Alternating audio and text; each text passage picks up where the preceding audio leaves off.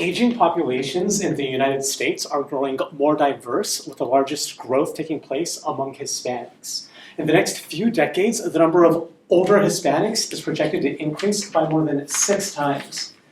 So, by 2060, 1 in 5 older adults will be Hispanic. This shift in demographics is of concern to public health professionals because Hispanics are disproportionately affected by adverse health outcomes. Yet, despite these disparities, older Hispanics and their Hispanic caregivers have low rates of service utilization.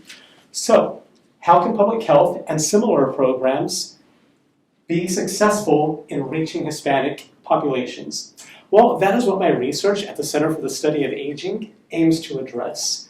Through a structured literature review of empirical data, as well as qualitative interviews with public health professionals, we identified unique barriers and cultural values that heavily influence service utilization among Hispanics.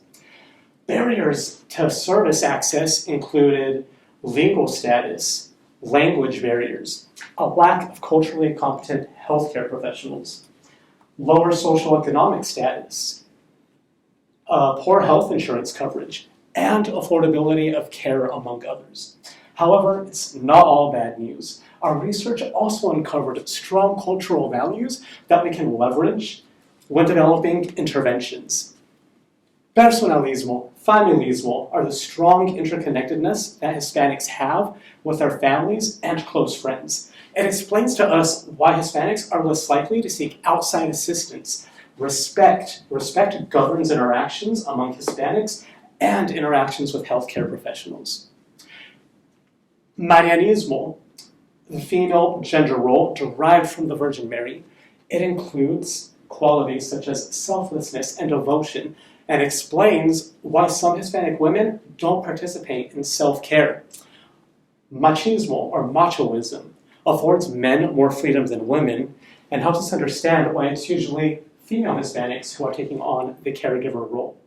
And dignidad, the strong need to be treated with dignity, tells us that placing a loved one in a care facility could be viewed as taking from that person's dignity.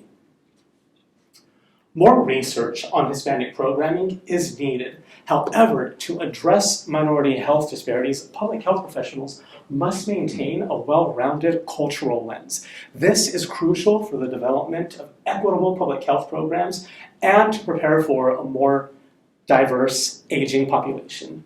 Thank you.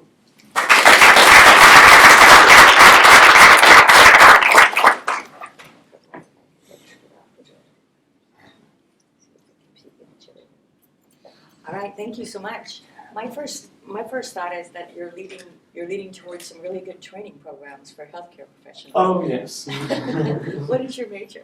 Public health. Okay. Master of Public Health, emphasis on intervention and prevention programming. And what got you interested? In public health, or Yes. I think that public health affords you the tools, or provides the tools to address minority health disparities, barriers at a populace level.